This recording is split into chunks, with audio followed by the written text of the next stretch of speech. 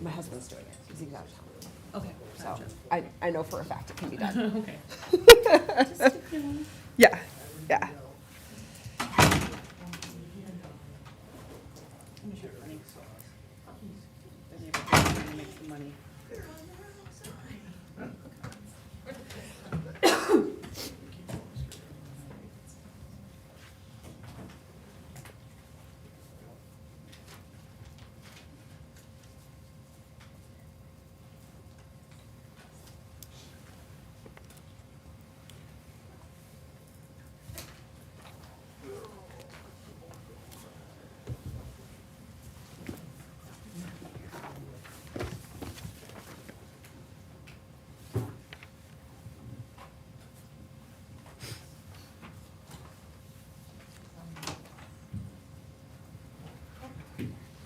Thank you.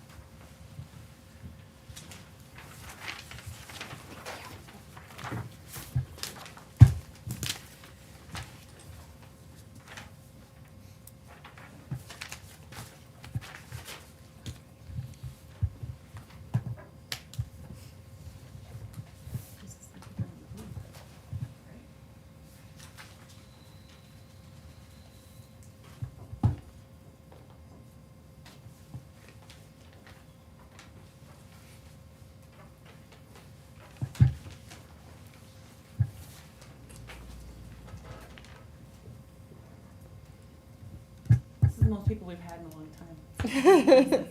Even It's if warm in here. you have your jacket on, It's a sir. little hot, actually. All right, at 7 o'clock, I'm going to call this meeting to order. Please join me for the pledge. I pledge allegiance To the flag of the United States of America and to the republic for which it stands, one nation, under God, indivisible, with liberty and justice for all. All right. Thank you guys all for coming. Christy mentioned something ahead of time, but we don't get visitors all that often, and it's actually kind of a bummer how much of our work happens in a vacuum. So I truly appreciate you all taking time out of your evenings and being here tonight. Let's see. Can I get a motion to approve the agenda, please? I'll make a motion to approve the agenda. Got a motion by Councilmember Pershman, I'll second. second by Councilmember Conrad. Any further discussion? All those in favor say aye. Aye. Opposed, same sign. Motion passes. All right, community comment. So we're gonna talk about the Mount Hope Road Trail in a little bit, but if anybody else has anything else that they want to talk about that's unrelated to that, now would be your time. Going once, going twice. Okay, we're gonna move on. Up first, we have, under presentations and reports, we have our legislative update from Representative Harder. Come on up. Welcome. So, Representative, we talked a little bit about this. In previous years, when we have shared our legislative priorities, it's been like an email, and you've been like, all right, great, good, got him, I'm on it. But we kind of wanted to try to do something a little bit different this year, and we have invited all of our kind of upstream, if you will, elected officials to come and join us so we can kind of go through the legislative priorities. For those of you in the room, because we have an audience, every year we come up with, I would say, like 5 to 10 legislative priorities, and that's kind of what we want to see get done in St. Paul at the state capitol. So it helps provide a little bit of direction and hopefully gives you like a feeling of what's important to us here in Carver, because you have a lot of communities that you're working for. So with that, I'm going to just kind of go through all of them at a high level. My personal pet peeve is when someone reads PowerPoint slides to me, so I'm not going to read this document to you. I know that you're literate. But the first one is not going to surprise you. It is our certified levy project funding. As you know, it's a $13 million project. We're still sitting at about a $3 million funding gap. And we've been really proud of the work that we've done and super appreciative of the help that the state capitol has given us to this point, but we still need a little bit more help. So I don't think you need to know anything more about that, right? Well, I'm well aware of that, and of course, your top three priorities, because many cities in our district have needs, and they keep coming forward with more needs. Yeah. But when they ask for the top three, yes, you are in the top three. Awesome. To get this levy done for your residents here, that's really important, so. Great. Yeah. Is that it on? okay. Yep. Is it on? Okay. Well, I appreciate that, and I know Carver perhaps seems like a one-trick pony because we just keep coming for one singular thing, but it's that levy that's important to us. The other thing that's important to us is the support of local decision-making. We've heard of some one-size-fits-all solutions from the state capitol that we don't love in the city of Carver because we're different from Albertville, from Albert Lee, from Chaska, and even communities closer to home. So we want to preserve that because respectfully, we think that we know our community best and want to preserve that right to come up with those priorities for our community.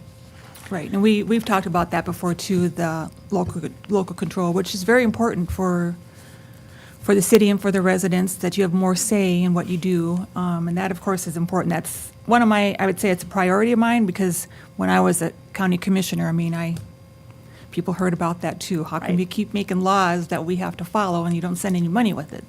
Everybody feels the pinch on that, so. Yeah. We just keep working towards that, but Okay. yes, I hear you on that, Okay. for sure, yes. Minnesota paid leave exemption for cities. I know that that's a hot button topic, and we could probably talk about it all night.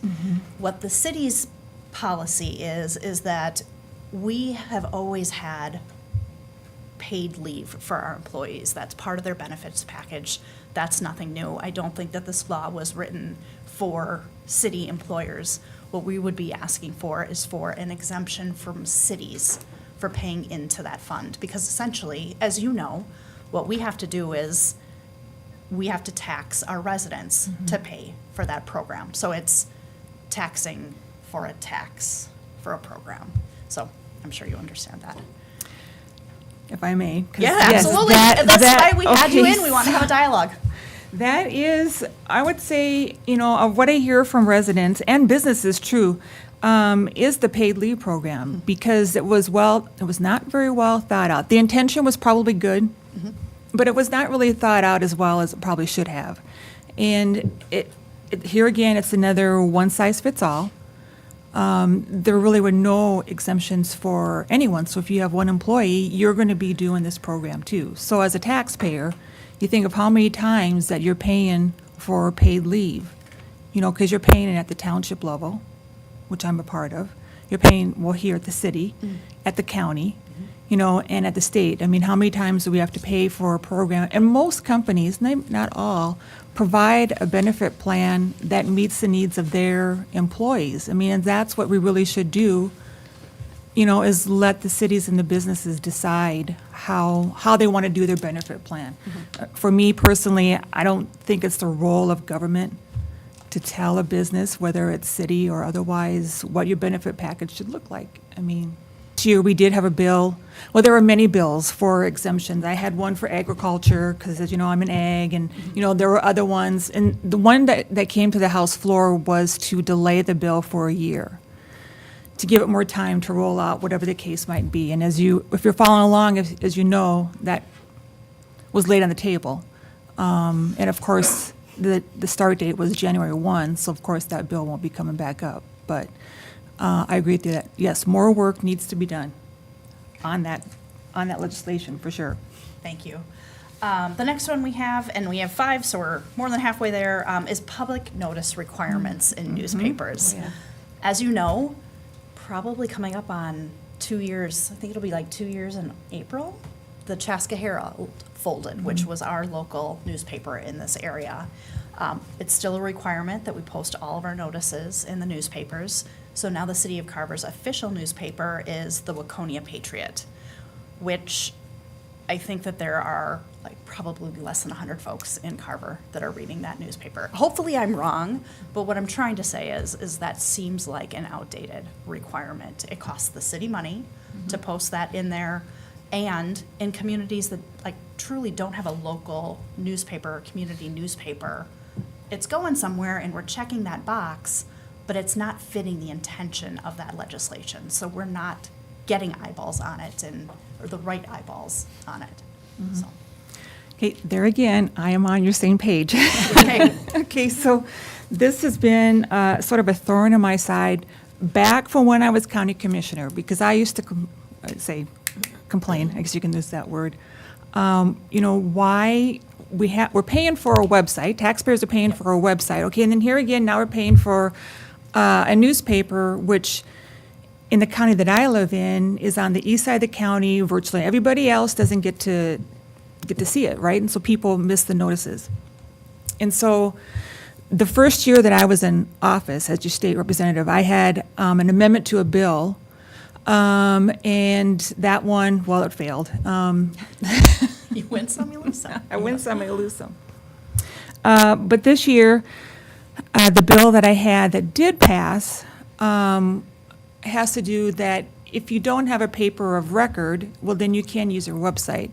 And some of that was based upon Scott County. So Scott County has 0 newspapers.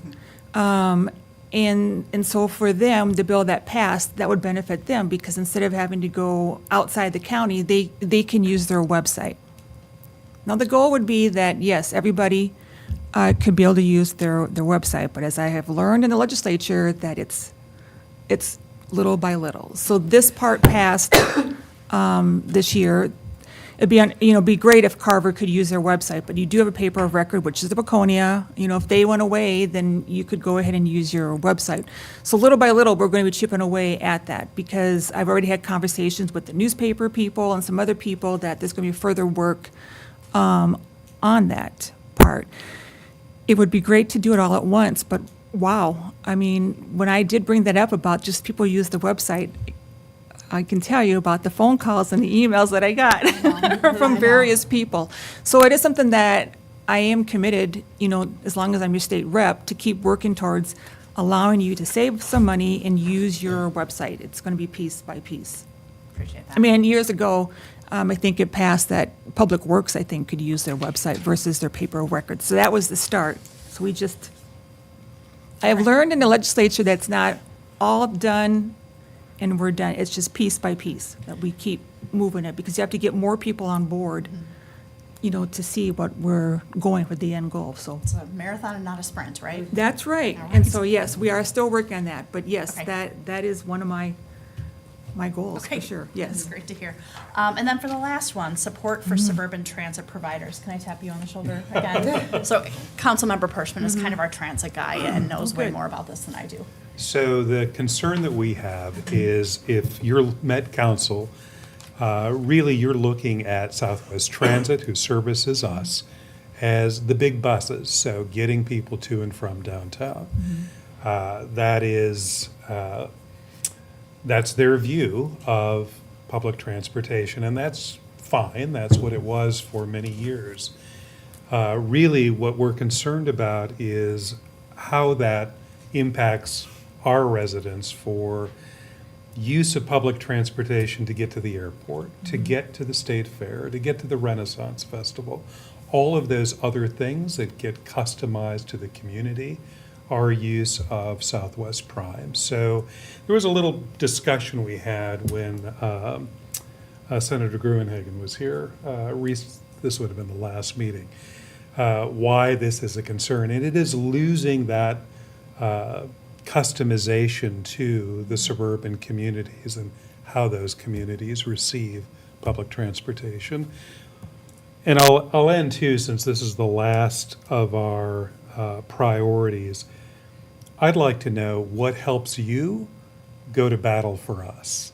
Any of these priorities, what can we provide you? I know that we've come down and we've talked to you about the levy. I know you're well briefed on that. Our mayor testified with you for the need there. Is there anything else that we can do that we can empower you to go and fight our initiatives? A lot of ammunition, but yes, do keep in contact with what's going on. This transportation thing, this one I was not fully aware of until a few months ago, and I had a meeting with, I want to say the person's last name is Hanson, Yeah. Eric Hansen. And that was the first that I had heard. I said, well, why would you want to get rid of Southwest, the bus station, when I'm aware of so many people in the city use that? And as far as I can see, I see you expanding services. I mean, you have the 4-lane highway going out towards Norwood. They're going to be expanding. You have Watertown. I mean, I just see further expansion. So this idea that we should cut that service here, no, I'm not for that at all. 'Cause Well, I appreciate the position. I think there's also been some concern about how funds are managed and cost even at the leadership level. And where that may be true in one of the other municipal districts, Southwest Transit has one of the lowest operating costs. I would consider Southwest Transit a model of public transportation, certainly in this age post-COVID, where we're moving beyond big bus travel. So I appreciate your awareness, and you'll see more about this, I'm sure, in '26. So continue to move our priority forward. And again, if there's something we can give you that helps you, tap us. Yes, for sure. And depending upon what happens with, if there's a bill that somebody is proposing to eliminate Southwest, I don't know if that is the case, but if it is, then of course I'll be reaching out, because we're going to need some people to come and talk about it. Like I said, I would not be in favor of decreasing the number of options that people have for transportation. I'm for increasing the options, which is better for the community. Well, thank you. Those are our legislative priorities. I appreciate just going back and forth. If you have any other questions, feel free to ask. But this might be the time now where we'll give you the opportunity to tell us what your crystal ball is saying that the upcoming legislative session will look like. Well, yes, I'm going to say that probably there's going to be a lot of, well, this is a policy year, and there's going to be a lot of discussion on a variety of topics. Fraud, of course, is on my mind frequently, because that is our tax dollars. And when we are defrauded of money and have seemingly little no way to get under control and to get our money back, I mean, that's very concerning, especially when you have residents, people in the district that struggle right now to make ends meet. I mean, everything is going up, and then yet you expect to pay more, and that just doesn't work for many people. So there are some bills that are being worked on to address that. What's in that legislation, I haven't seen the written language yet, but that will be coming. But last session, there were some steps that were taken to mitigate some of the fraud, and that was providing new staffing reporting for internal controls, maybe giving some more whistleblower protections, and then perhaps if fraud is suspected, to stop the payments. I mean, that is fantastic, but it's not a one-time mistake. It's been going on for a long time. I mean, they think that it's in the neighborhood of $9 billion. I mean, that's just an estimate, and you don't know for sure. So that is a priority on that. And of course, capital investment is a priority as well. But we will have to see where that goes, depending upon what the budget forecast looks like when it comes out in this month. The last one was showing that we were heading towards a looming deficit. I don't know if we still are. We'll find out when that comes. The one thing that's changing at the Capitol, which you will see when you come to visit me, is that there's going to be some changes in security. So before, if you were going to come to a committee hearing to testify, you would just park, walk in, come to the room. Well, that's going to be changing. You'll park, you'll come in, you have to go through security. And it'd be similar to like an airport. What that's all going to look like, I haven't seen the final plans yet. They're still working on that. And then I think there's going to be some more security if you come up to my office, or I should say, come up to my cube. You've seen my cube. Are you still in the temporary office? So yeah, there'll be some more security there. Before they had the doors open, once you get up, you could go. Well, that's going to be changing too, that there'll be more security on that. So just be prepared for that. And then, of course, the other thing I do hear from people, which we sort of alluded to in a couple of your PowerPoints here, is taxes. And the amount of taxes that we're paying. I mean, all across the board. I mean, it could be your city, it could be state, whatever that you're paying in. As far as like the state in 2023, you know, we had the $18 billion surplus, and of course that was spent, and that wasn't enough, so we had to add on 10 billion on taxes and fees, which I hear about now because some of those bills are now coming to light that people are paying, you know, the higher fees or taxes or whatever that it can be. And so it would be great to roll some of that back, but we will see how that goes. In the House, it's a tied 67-67, so you have to compromise and get buy-in on both sides. So that's the wonderful thing about having a tie in the House. And so we just keep working together to see what we can do on that. But I do appreciate you reaching out to me, everybody in the council that reaches out, people in the city. I get a number of emails from people in the city on a variety of issues, and I just appreciate that people do reach out and let me know their thoughts and feelings on just about everything that's happening. You said it's a policy year, it's a bonding year, correct? It's a budget year last year? It was a budget year last year. It's mainly policy this year, but I have I heard about the bonding. And as you know, bonding is last day, the last minute. Well, that leads up to my next question. And you were great to get us on the House Capital Investment Committee's bonding tour. Boy, when was that? September-ish that they were out here? They were here, and you guys did you had a great presentation. It was great for them to see the actual levy, what's happening, so they could see, visual. And so I'm gonna, of course, every project that I have, I'm gonna get on the, the meeting list, so you can come back to the committee, and once again, talk about the needs of the city, and hopefully we can get that funded. With the bill last year, I was really hopeful that at least one of the projects in our district would have gotten funded. I mean, there's a number of them, and of course, disappointment happens, and, well, our district didn't get anything funded, so. And nobody got anything funded because there wasn't a bonding bill. What does your gut say on the likeliness of it happening this year? Again, it's a crystal ball question. I'm gonna say it's 50-50. Okay. Oh, that's not what I wanted to hear, but I appreciate your honesty. Well, I mean, you just don't know. Yeah, I mean, right. there are some people, they're all for bonding, right? And then there are some people that, well, they don't want to spend any money. Okay, so you have that. And then I'm someone in the middle. I'm like, yes, our projects need to be funded, but then what else is in this bill? I mean, it's just one of those things with an omnibus bill, because you just don't know what's in it. Yeah, awesome. Well, thank you so much for your time. I don't have anything else. Do you guys? Okay. Awesome. No, I Really think it's been appreciate you covered. coming All right. out tonight. Sure. Thank Yeah, you so thank much. you. It was good seeing you. Thank you. Take care. Okay, we have no public hearings this evening, but we do have a consent agenda. Can I get approval on that? I'll make a motion to approve the consent agenda. Motion by Councilmember Conrad, I'll second. second by Councilmember Pershman. Any further discussion? All those in favor say aye. Aye. Opposed, same sign. Motion passes.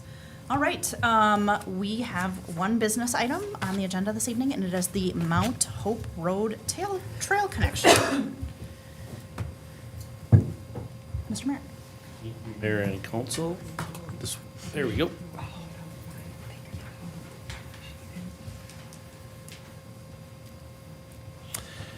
And welcome to everyone that is in attendance tonight and for those watching online. So from a kind of a government nerd perspective, this is a really fun topic to be talking about because we don't have a proposed trail or a suggested or recommended. It's, as you can see, there's a trail gap that the city council has identified, or walkway gap, traditional off-street walkway from Lions Park to about Casey's along Mount Hope Road. And so in the spirit of that request, staff has developed 3 concepts. So the council is learning about the details of these concepts. At the same time, residents, citizens, and kind of interested community members are. And so tonight we'll be running through a high-level conceptual piece. And I kind of dwell on conceptual in that once or if a certain scenario is chosen, engineers go in and kind of develop official quantities and really kind of hunker in on pricing, cost estimates, et cetera. And so know that any one of these options or scenarios can be tweaked. I also want to welcome and introduce Luke Connor with Bolton and Mink. Aaron Schmidt is not available tonight, so Luke is going to be answering any of the technical questions. And then for those that might be new to the council chambers, want to introduce Dave Anderson, the city attorney. There are some pieces and scenarios that involve right-of-way acquisition, and so I've asked Dave to just to kind of give a overview of what that entails. And so just to kind of get everyone on the same page, we have a few pictures, so it can kind of understand this is a very tight corridor. Meaning you can probably kind of understand why there isn't a traditional sidewalk or trail just because of the topography and some of the utilities that are in the existing right-of-way. As you go further north, you can see a pretty significant retaining wall system. And one of the things that's not self-evident by looking at this is the right-of-way, so where the city can build the street is kind of offset with where the street is, meaning that the boundary for the street is real tight to the curb on the right side and goes actually quite a bit on the west side, kind of past to where that sedan, or right where the front of that sedan is. And so, which further constrains the ability to place a traditional trail or sidewalk. And then finally, Just explain right away, real quick, what that means to folks who might not know. Sure. So right-of-way is the area where it's typically about 10 feet back from a curb. And that's where your actual property line is. And anywhere in between that right-of-way is where the city can construct a road, can bury water and sewer utilities, can operate stormwater, so you can see those storm grates. So although traditionally a property will cut the grass or shovel the sidewalk in that area, it really is property owned by the city, and so you don't pay taxes on that right away. But there's also private utilities that operate within that, so XL, Centerpoint, telephone, cable, etc. So we've developed 3 scenarios, and again, I'm gonna kind of breeze through these, and then we can connect with Luke or answer questions in detail. But the first involves what I'd call probably the most traditional approach. There is a retaining wall on the west side of the road. This approach removes that retaining wall, reconstructs a new retaining wall using what's called big block retaining wall that you see like along 6th Street. The current retaining wall in that area is keystone, what you'd typically see in a backyard or front yard residential landscape, and places a 10-foot bituminous trail behind the curb, so the city would maintain that curb for snow removal, et cetera, to run from Lions Park to the intersection of Old Carver Road north of Casey's. The second scenario is a 6-foot sidewalk, but it would be in bituminous or blacktop, and the 2 primary reasons for that is, one, blacktop is more cost-effective than concrete, and 2, the city maintains blacktop trails and sidewalks, and so because of the grade and steepness of this section, we didn't want to put any one resident in a position where they were going to have to shovel or try to maintain a very steep grade sidewalk trail. And also there's a more significant amount of snow that's placed in that because there isn't a traditional boulevard of grass and then the blacktop, so you're gonna tend to get heavier and more amounts of snow in that section. And so we feel like city public services staff has the equipment to take that on. So in this scenario, we keep the existing retaining wall, which brings down the cost of the overall project, but in order to fit it within that right-of-way section, both curbs on the east side and the west side of the road are repoured and repositioned, and the drive lane widths on Mount Hope Road go to about 10.5 feet. Is that right, Luke? So a lot, I would say, more work, but less obtrusive as far as a retaining wall and any other adverse impacts that property owners might have related to that wall.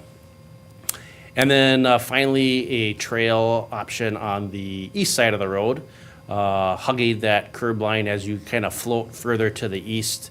It really starts to drop off, so This option does require, I would say, a small, but by property owner impact, some right-of-way acquisition, meaning that there's not enough space between the lines to put the street and the trail on the east side, so the city would have to negotiate with property owners to purchase anywhere from 1 to 5 feet of additional right-of-way east of that line. So I think right now I'm gonna pause and just have Dave Anderson, the city attorney, for the council's sake, for those watching and those in the audience, just talk about what that actually means and the process involved with it. Thanks, Brent. Thanks, Mayor and Council.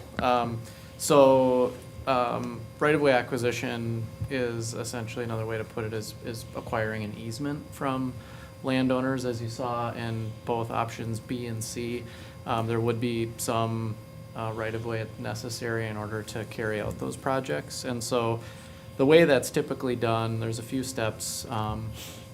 Usually what will happen is once a project design is determined, that will guide our city engineers to create what are called easement sketches, or show us the areas where the current right-of-way boundaries are, what's necessary for the project, and then they determine what we have to obtain or acquire from the property owners that are adjacent to the project. And so the engineers put those sketches together and surveys, and then the city is generally free to negotiate with property owners. These are typically arm's length transactions, but a lot of times we like to obtain appraisals beforehand just to make sure, you know, from a, I think, good government standpoint, one, we're not purchasing something and ripping someone off, right? We want to make sure it's a fair deal, but two, we don't want to pay too much for the property. Obviously, with public money, we want to make sure we're responsible with that money and not paying more than we should. And so we obtain those appraisals, and if the parties are able to reach a deal, we would acquire the easements, and that's as simple as preparing an easement instrument that gets signed by the property owner, walked down to the county, or at least years ago we used to walk them down to the county in order to record them, but now we do it electronically. And then once we do that, the right-of-way is actually wider than it is today. This is a type of deal or project where eminent domain would even be considered. I know that this council has been reluctant to do that with projects aside from very important ones like the levee. That's always an option too, but you know, typically when you're acquiring a few feet of right-of-way, a foot up to 5 feet, we're not talking about a ton of acquisitions here. You know, those are generally negotiated because the impacts are a little less significant, and it's for things, public uses like pedestrian ways or other things that are beneficial to the community as a whole. So, you know, I would say there's never a standard path from designing a project and acquiring easements. It's sort of always some unique circumstances that come up here and there, but that's generally what the process looks like. I'd also add too that just from one easy way to think about, you know, the value of right-of-way or the appraisal process is that you think about it like this. You take somebody's property today, the value of their property today. So if you own a house and it's worth $300,000, that's what you could sell it for on the fair market. What an appraiser does is they look at the property without the added right-of-way, without the right-of-way that the city wants to acquire, and says, well, what could they sell it for if they didn't have that extra foot of you know, land on one side of the property. And so a lot of times the impact isn't super significant when we're talking slivers of right-of-way. But, you know, I guess every circumstance is kind of unique in and of itself. So happy to answer any other questions, but typically that's the way the process works. With a project like this, I would envision it looking something like that, should the city want to proceed with one of the options that does require right-of-way acquisition. Thank you, Dave. So just a kind of a summary of these scenarios or pedestrian connections. So again, scenario A, you're reconstructing that existing wall on the west side, so that's the park side of the road. Constructing a new wall and installing a 10-foot bituminous trail on that west side. Estimated cost is $530,000. We do have contingencies and kind of plan for kind of worst case, but I do want to mention in the council's experience with this is that at a concept phase, this involved Andrew and Luke and Aaron Schmidt and the team we walked the corridor, we talked about pieces, but it's largely visual using quantities. When the council actually orders plans and specifications, there's another iteration of what that plan has to look like, and then a revised cost estimate, and then ultimately, it's the bid amount is what the project costs. And so I would say you're at milestone, it feels like that's coming up a lot tonight, milestone 1 of a 3-milestone process. Then I also wanted to note that although this is property tax dollars, property owners along the project corridor wouldn't be subject to special assessments. Would not be. Yes, Would yeah, not be. basically would not. Would not.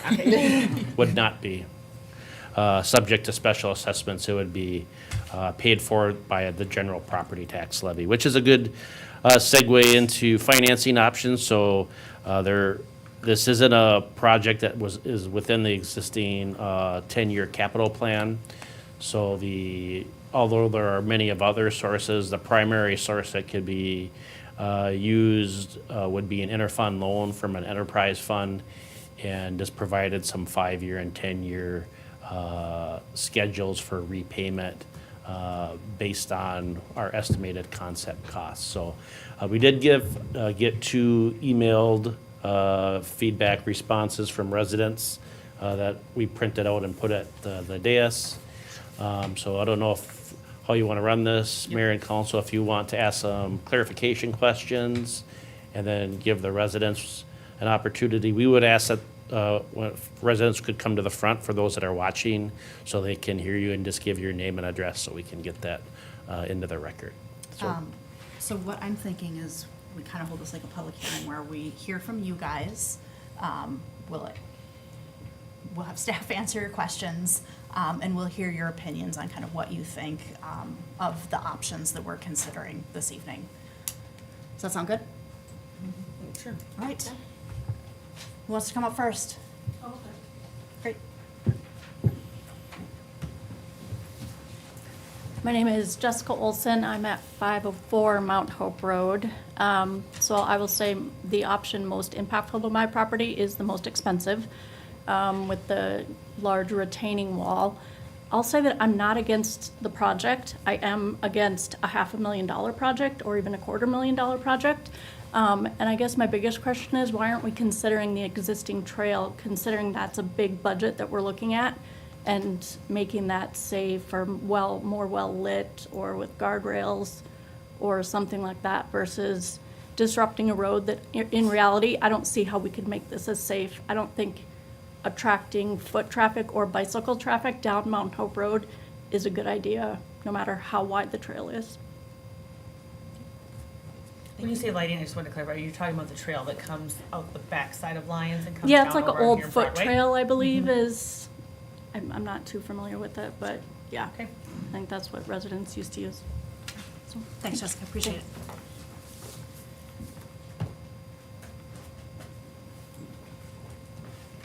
Anybody else? Come on up. Good evening. Hello. Hi. I'm John Kasprick. I live at 619 Mount Hope. So Brent, when you were describing scenario A, you said that the snow removal would be the city's duty because it was on the right-of-way. Correct. Does that stand for scenario C? Because at 619, that's my side.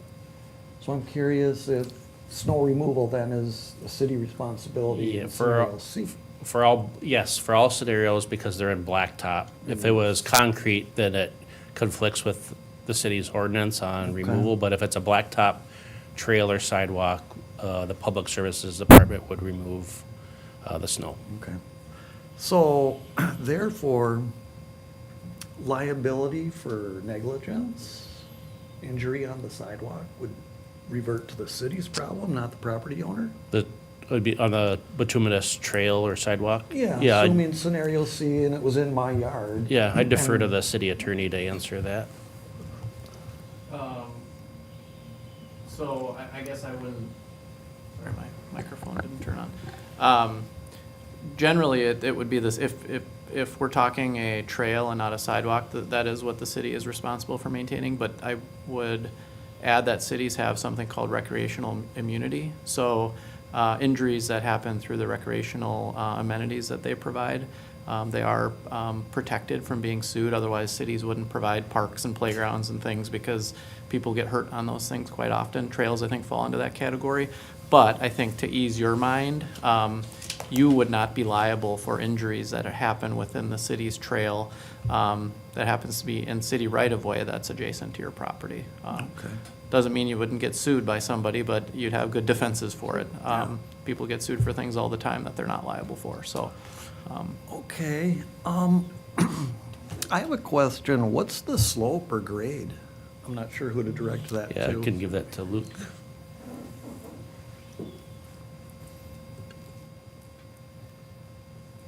There you go. Here we go. The existing grade, I believe, is like 11.5, 12% down Mount Hope Road. You're talking about like the steep portion of it? Yeah.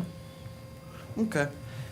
In front of my house, I did a measurement which is not at the steepest, and it was like a 9.8.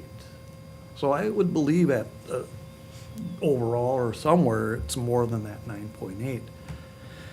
So that makes me question, having read the ADA, American Disabilities Act, and how can you build the sidewalk if it's not ADA compliant? That's a Dave question. It's actually not.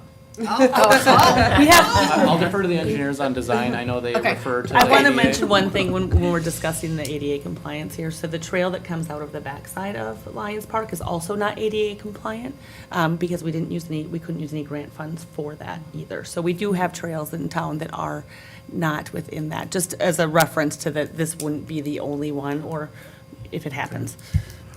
But knowing that in 2023, we have begun to become ADA compliant, how can you now build a new sidewalk and still declare that you're ADA compliant? That seems hypocritical, sort of. Do you have questions to answer while I? I can kind of Yeah. answer that. Typical rules say that you can meet the same slope as an existing traveled road. They don't like when you go steeper, and then I think you're more referencing like ped landings and stuff. Those typically we would fix up and make ADA. Or straight runs like Mount Hope with that much slope are non-compliant as well, not just the landings. Correct. But they, oh, yeah. So then, as you mentioned, the trail through Lions Park is not compliant, and I've seen that that is supposedly scheduled for, what did you call it, remediation. So if you build a non-compliant, ADA non-compliant sidewalk now, when does the time come when someone says it has to be remediated, the problems? So I think I mean, why you're would? taking the definition of remediation differently. I think we might have, is that something that's scheduled to be resurfaced? Because I don't, the Mount Hope Road, or the Lions Lions Park Trail. Trail.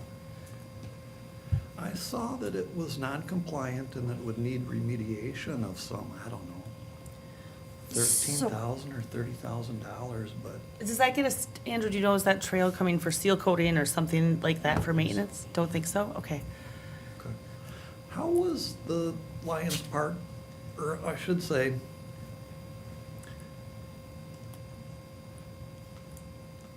well, if we don't know if Lions Park has to have remediation, then my next question I can't ask, so.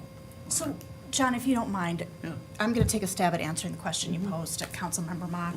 You know, I used to run, and there's nothing but hills in the city of Carver. Older Courtney bought an e-bike because it's uphill both ways to get to places. You know, I live kind of by Community Park, so coming down here, it's less than a mile away. I should do more walking, but it's uphill to get home, and it's a mighty hill.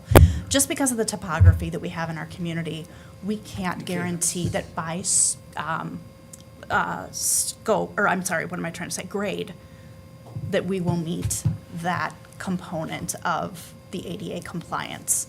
Kind of to what Luke said, we will make sure that there are those ramps. The new ramps that we're putting in have those little nubs on them, and they're, if you see like right in front of City Hall, they're tactile, and those are for folks with visibility or limited vision, to be able to have something that's tactile that they know that they can kind of feel before they're in the middle of the street. So those elements will be incorporated. The ADA pledge or work that we did in 2023 was tied to federal funding. It was a requirement, and Brent, loop me in if I'm completely wrong on this, but it was tied to federal funding that we were receiving for our levee improvement project, that we had to kind of take that pledge. And it's the right thing to do, but as we're going through and doing these street improvements, that we put in those improvements in the crossings. There are a number of areas, 4th Street, 6th Street, Jonathan Carver Parkway, Mount Hope Road, that are very, very hilly in our areas, I'm sure you know. So we're never gonna be able to cut down the grade on those areas. But for me, I'd rather see someone who needs the practices and the protections that the ADA policy provides. I'd rather see them on a trail than in the middle of the road. Okay. I agree. Some roads aren't gonna be able to be ADA compliant. And that's probably why there is no sidewalk or trail. It's just too steep. So that brings the question, have there been discussions like this in the past? Like when the trail through Lions Park was built?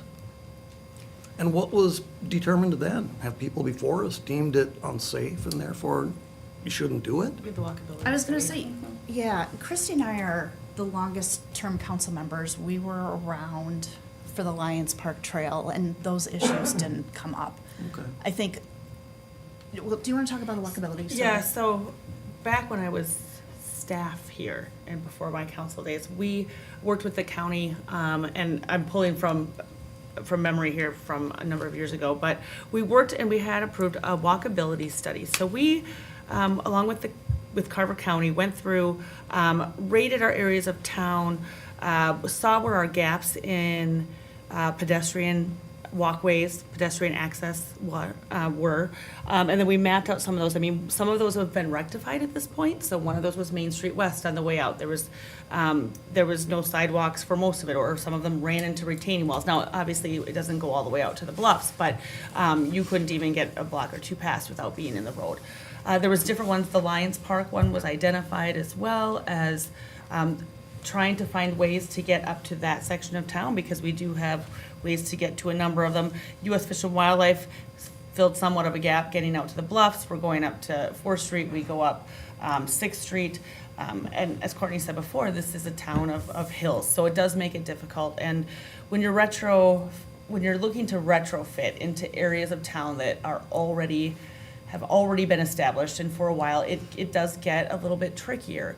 But that was part of the reason that we had that study in the council at the time, about how can we make Carver more connected? How can we connect so we don't have pockets of town that sit by themselves, and our kids, our families are trying to figure out ways and trailblazing through, or as we see in areas that don't have that accessibility, where I do see when I come down Mount Hope, people are certainly on the trail, walking, dogs and with family, whatever, above Lions Park. And then there's, I think we've all seen, right, that there's people in the road walking down.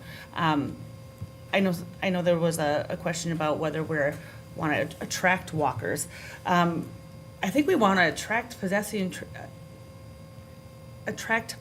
traffic, and have them be safe in all places that we can, because they are walking there already, right? People are going to walk generally the shortest route to where they can get to, unless they're out exercising, like real exercising, rather than if you're going down to Casey's and you're heading home up Mount Hope. You're not going to walk down to Broadway to walk all the way up the backside to get to Skyview Lane. That's just not going to be that. Do you? Well, Walked up and I am down. happy that you were getting your steps in all day. Moved in the year 2022, so being new to the neighborhood, it is actually a more strenuous walk, straight up all that grade. Broadway has a slighter attack, and then you get to the Lions Park. Yep. It is easier, but anyhow. So just the People- walkability study just called out the areas of town that were not accessible and were cut off, had gaps in them. So one of the, I don't want to say charges of council, focus of council, but over the past number of years that especially Courtney and I have been on, is that we make sure that we are cognizant of that whenever a new street project is coming in. So there are plans to eventually redo that corner down by where the old coffee shop was, so that if we're going to be ripping up something once, let's not rip it up twice. So let's make sure we're looking at all the options and what we might be able to do, might want to do, might not want to do in that area. But let's take a look at it now. So again, we're hearing from you guys all right now and all of your viewpoints on it, which we will all take into consideration as we take a look at all these plans. But the walkability study really did address that on the city staff, city council, and the county level. So, specifically about the sidewalk, not how it affects my property. I understand bicycles are legal in Carver, and a bicycle going down that path could easily reach 30 miles an hour legally. You put a pedestrian and a bicyclist on the same path, 6 foot wide. Whew.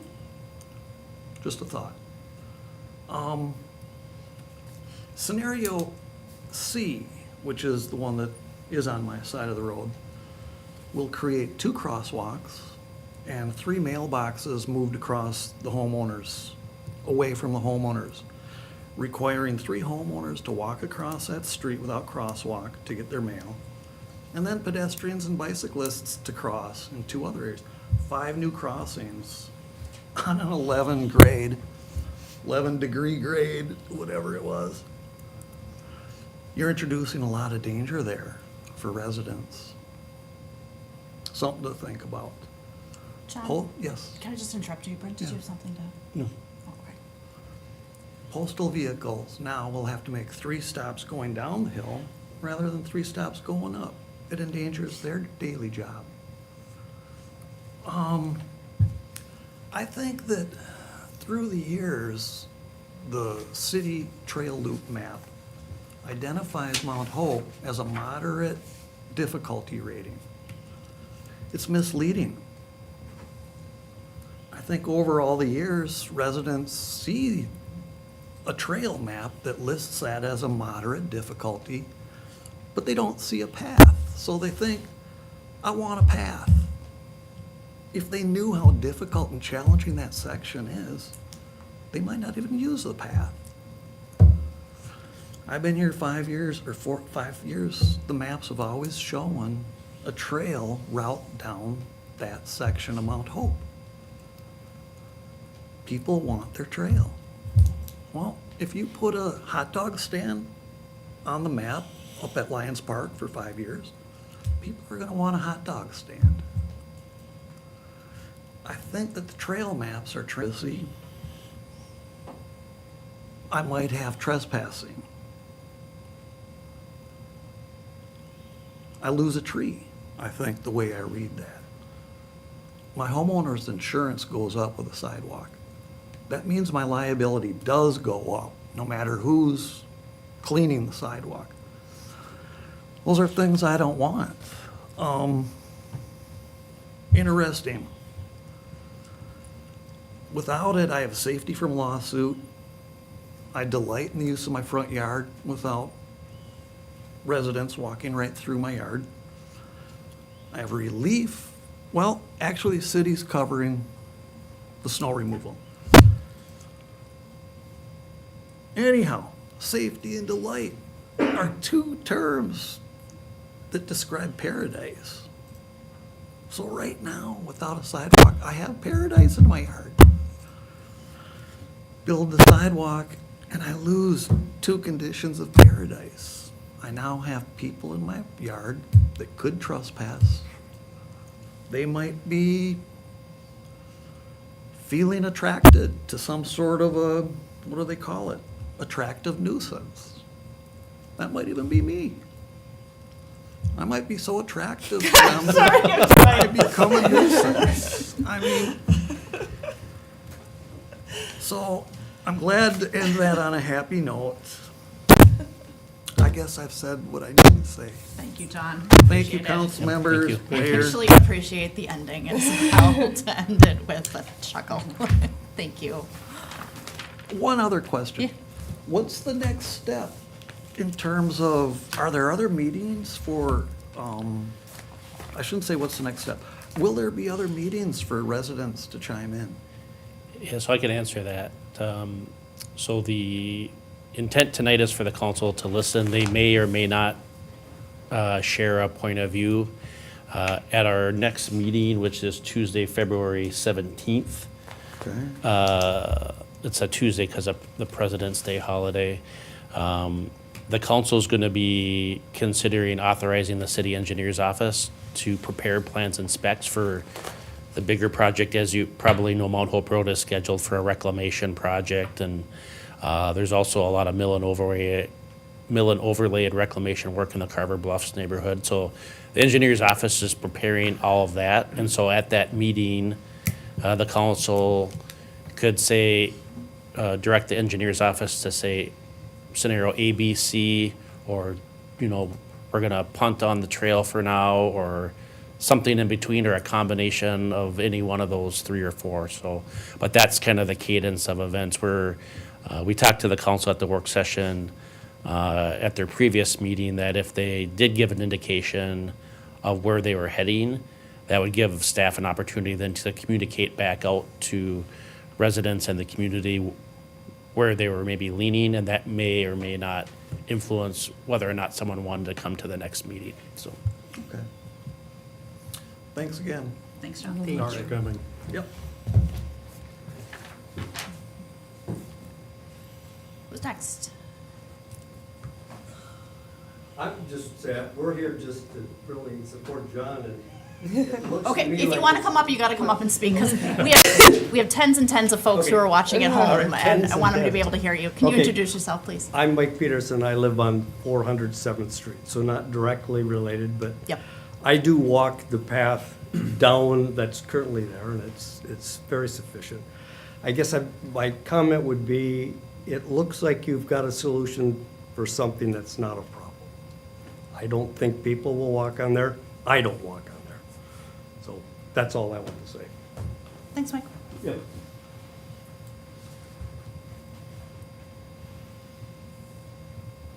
Any other thoughts? All right. Thank you. Hi, my Hi. name is Sean Stapleton. I live at 1200 Mount Hope Road. Couple things. I do walk it almost every single day, and I walk with my dog almost every single day. I don't believe there's an easy solution. I can tell you that when I am with my dog going down the trail to Casey's, which will get used a lot more with the Carver Bridge going across the river, I plan on using an e-bike because this whole accessing Shakopee is going to be awesome. But 2 things to please keep in mind. If you were to go look at police reports on on Mount Hope Road, one of the topics we need to talk about is the speed in which people come down that road. Regularly, we see people over 60 miles an hour. Happen to be really good friends with lots of police officers, et cetera, and it's one of our concerns. So at some point, we should probably consider that. But the reason why I'm bringing that up is we've lived there 10-plus years. I think our mailbox has been hit 3 times. Our neighbor's mailbox is gone right now. So if you are going to do something, the only thing one consider is heading down the hill. People tend to lose more control and go off to the right side. Versus coming up the hill, you'd go off to the left. I'm not advocating for either one of those. I appreciate the due diligence you guys have been doing in Carver. I really appreciate how you're making it more walking and biking friendly, particularly with the bridge now to Shakopee. I own a company in Minnetonka. There'll be opportunities to literally ride an e-bike from Carver to Shakopee to the new entertainment district and then all the way into Minnetonka. So to me, that's an excellent selling opportunity in Carver today and in the future. So I commend you on that. I would love an opportunity at some point when you talk about Mount Hope to discuss what we might be able to do for speed bumps or something to slow people down heading down the hill. It's pretty crazy to see how fast those cars are, particularly at the lower down part of the hill. Maybe at some point we talk about a speed sign or who knows, speed bump. I'm a neophyte when it comes to this. I just know living there with my dog and the dogs on the other side, the neighbors are quite nervous. The prior people had young children. They would put a sign out that would say, please slow down, remind you there's kids here. And regularly we'd sit there in awe of 50+ miles an hour. It's easy to do because it's downhill, but please could we keep that in mind, whatever solution you're gonna come up with, I'd really appreciate Yeah. that. Sean, thank you. Can I just ask a clarifying question? You talked about the mailboxes being wiped out. Is that a year-round thing, or is that more just in the winter when there are icy conditions? I can tell you there's tracks in our yard year-round, Okay. but they hit the mailboxes seem to be more in the winter, because I Okay. think they go further up the curb. Okay, But we do see tracks regularly in the grass, and it happens to be, we're on kind of where the street comes back and curves back to the Yeah. right. And we've seen delivery trucks, et cetera, end up on the curb. So one of the things I'd love to figure out is how to just slow the traffic down in general for the road. yeah. Thank you. Thanks for the insight. I can share that the current project beyond the trail does include 2 digital speed signs along Mount Hope Road. So I know that's not a solution for everything, but it should help. And then we can mention to the sheriff's office to pay some extra attention to Mount Hope. I appreciate it, and again, Yeah. I'm not coming to complain or advocate one way or the other, I think you guys have done a wonderful job gathering feedback, and Carver's really improved in the last 10 years dramatically, and I think you have an opportunity to keep doing the right stuff, so thank you for your opportunity. Yeah, thanks for coming up, Sean. And you said you're not here to complain. You No, I'm not. can, like, this is your opportunity. Like, again, we never get people coming to these meetings, so like, take the opportunity. If the snow wasn't plowed in front of your house, let us know. Anyone else? Or don't let us know. I was just joking that maybe he didn't get it. Oh, missed another one. Sorry. Anybody else? Okay. Kind of keeping with the public hearing format, this would be your last opportunity because I think we're going to talk amongst ourselves here. So I just want to make sure that that's clear and give you guys the opportunity. We're always available at our next meeting via email, via cell phone. My number is 612-702-7703. That's on the website and on every utility bill you've ever received. But going once, going twice. Come on up. There we go. Come on up. I'm not a resident, can I make Yeah, comment? yeah. All right, All are welcome in Carver. so. Hey. My name is Roger Heinrichsey. I live in Cologne, but the entire rest of my family lives in Carver. And I kind of look at this, and I've been listening to this, I came to your work session, and I kind of feel that you're really looking at it narrowly. It kind of bothers me that there's only scenario A, B, and C. Where's D and E and F? Is the only solution a straight line down the hill? You know, I think you could look at it wider and really think about, okay, these 3 scenarios, none of them, everybody's going, yay, let's do it. We love it. I didn't hear that once. And hear it from anybody in the council, and hear it from anybody in the gallery. I think there's other options that you should look at. And, you know, you mentioned the trail through the Lions Park isn't ADA compliant. Well, putting another one, 2 wrongs don't make a right. You know, people with disabilities need to be safe on the trails just like everybody else. So I think you need to broaden your horizon and look at that. Look for a D and E and F. Those might be your best scenarios. Okay. That's all I have. Thanks, Roger. Thank you. Anybody else? Okay, I'm going to just read the 2 emails that I received, and we'll give you guys another opportunity if you want to come up. Let's see, this one is from Connie Wolf. She said, hey, Courtney can't be at the meeting tonight, but I would like to see Mount Hope Road improvement on a sidewalk. Is there any way to lower the costs? I don't know, local vendors. Regardless, it would be nice, living in Spring Creek Meadows community, to have this sidewalk to be more accessible to downtown for whatever it's worth tonight. It seems unsafe for many walkers during steamboat days. I used to live off the other hill on Kirchy Hill Drive, and it's a huge improvement now since the 4th Street sidewalk was done. The other email that I got was from Brian Parker. I'm going to summarize this one because it's a little bit longer because he laid out the pros and cons for every scenario.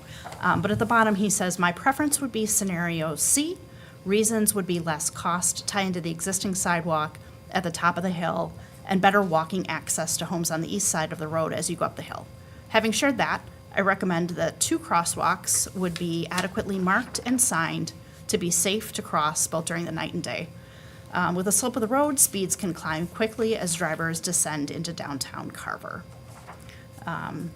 So with that, last call. Sorry, I'm looking at you guys because you're kind of the only group that hasn't spoken yet. All right. Okay. Thank you guys all for coming tonight. I truly appreciate it. Council, what say you? I have some questions around the existing retaining wall. So the Keystone Wall. My understanding is that was built about 20 years ago. That is built with material typically used for landscaping. My understanding is it's porous, it's subject to damage from salt, the things that are coming off the road next to it. It's subject to bowing. What do we think is the projected life of that existing wall? Tough to say. Another 20 years, Okay, give or take. give or take. So, and the concern I have is, as we go forward, and I know this is an expensive option, but I want to think about the structure that's in place now. If we do this and we didn't consider that, if we replace that, that's going to be with those, I don't remember the term for it, it's the big block. My understanding is those have like an 80 to 100-year lifespan, correct? Correct. Okay. So give or take 20 years, we'll be rebuilding this wall anyway, right? Correct. Okay. I think that should be part of our calculus, is we're examining these options. Maybe we're lucky and we get 20 years, but that is a big wall of Keystone block holding back a lot of earth. I don't think this council would have made a decision to build it that way.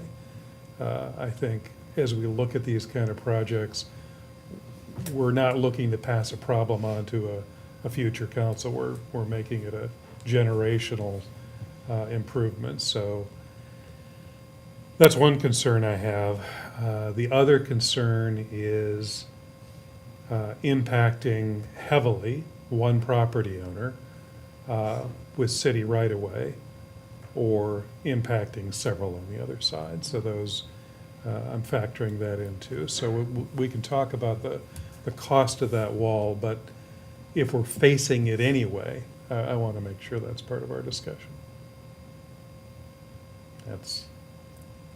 I'll keep adding things, but that's where I am. Do you want to opine, like, was that your opining on which scenario you prefer, or?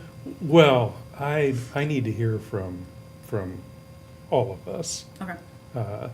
I just want to be sure that is, like I said, that's part of the calculus, because, yeah, it's a lot of money, but if we're faced with rebuilding it in 10 years, a future city council is going to look back at us and go, why didn't they consider that?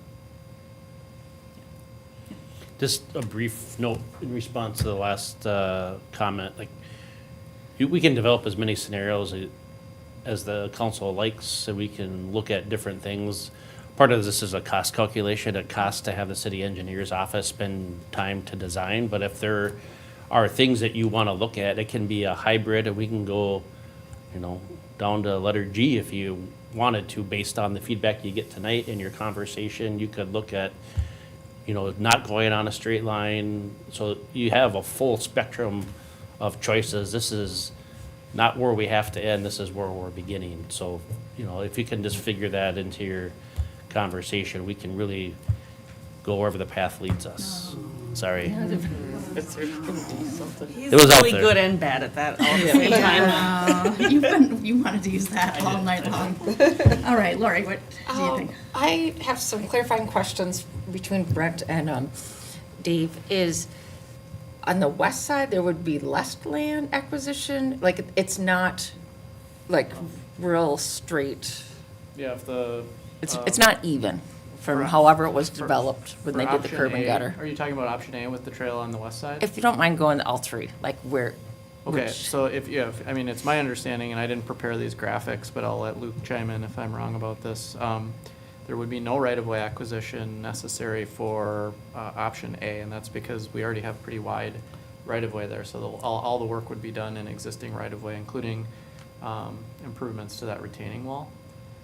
There would be a little bit of temporary easement that's necessary. That's the green part shown there, but that's just because city staff and contractors would need to temporarily be located in those areas that we don't have right-of-way easement during the project for just project-related tasks, staging or grading or things like that, but they wouldn't be making any permanent improvements in there.